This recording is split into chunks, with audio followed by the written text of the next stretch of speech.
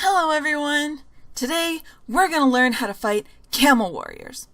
But they aren't the warriors you think they are. They're camel tours that fight with magic! You know, like centaurs, but camels?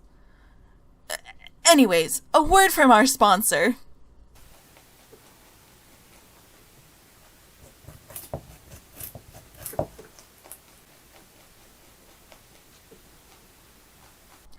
Okay, let me start by explaining where they are located and some of their stats.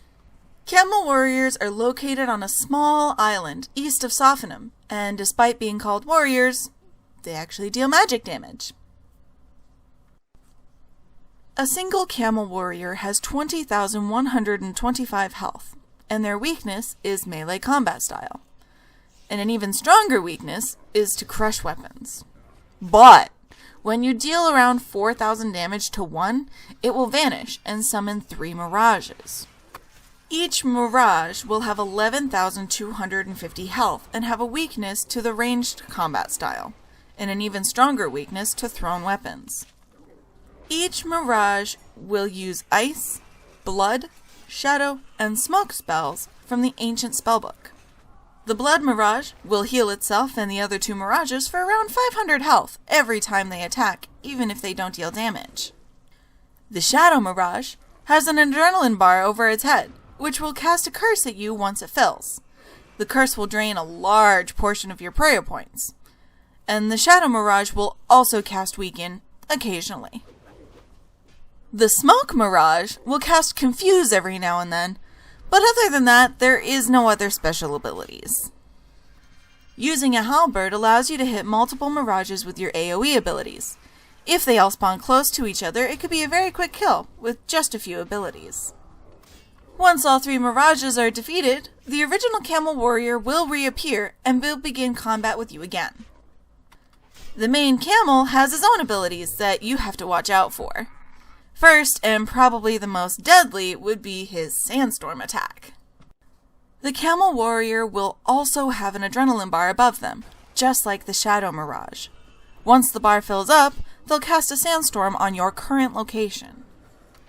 The sandstorm won't move at all, but it will deal typeless damage, which will ramp up every second, even if you're not standing on it.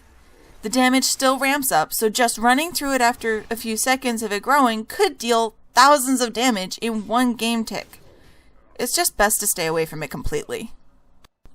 The bar will fill up much faster during the first phase of the fight, before he summons the 3 mirages. After the mirages have been defeated, his bar will fill up much slower, but then he can cast either the sandstorm attack or the same curse that the shadow mirage uses to drain your prayer points. The camel warriors will also always cast the sandstorm ability if you use any stun, bind, or rooting abilities on them. Now, on to what I would recommend for a setup. You will want to bring as accurate a weapon as you can, since they have a fairly good defense. Since the mirages and the main camel have different resistances, it might be worth it for you to bring both a ranged and a melee weapon with hybrid armor to fight them with. I took the harder path and just brought melee gear, but I made sure to bring an overload potion to improve my accuracy. I would recommend nothing below 70 for your armor, a weapon poison since they're not immune to poison, any kind of combat familiar to speed up kills, and finally just some prayer potions. The fastest way to travel to the camels would be using a Sophanum Slayer Dungeon teleport tablet. I just happen to have a whole bunch of them since it's part of my daily money-making trip. Once you arrive at the dungeon entrance, run to the north side of the temple. On the west wall next to the temple, there is a passage that leads right to the stepping stones that will end on Camel Warrior Island. Either using Protect from Magic or Soul Split would be the best options for this Slayer monster. I personally use Deflect Magic simply because it used less prayer and it will deal a small amount of damage back. After causing the camel to vanish, I would recommend prioritizing the Shadow Mirage since you don't want to be hit by his curse.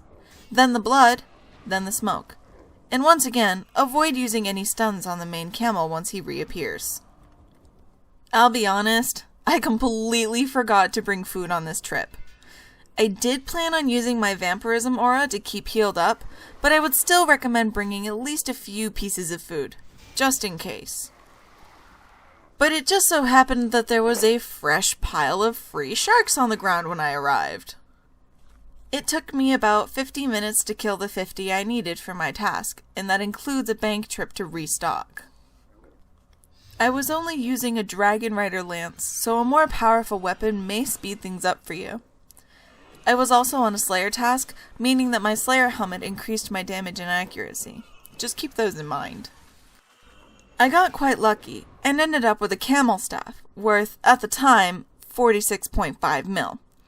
In addition to the staff, I got 1.7 mil worth of miscellaneous loot and a decent amount of charms.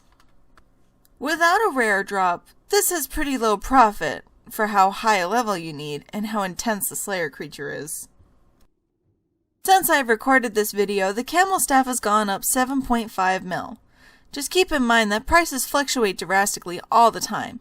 Check prices before deciding if this task is worth it for you to accept or not. That could also be because I waited a couple months before finishing editing this video. Well, anyways, I hope this video helped some people learn a thing or two about the Camel Warriors and their mechanics. They have a lot more to them than the average Slayer monster. Thank you all for watching, and I wish you all happy gaming.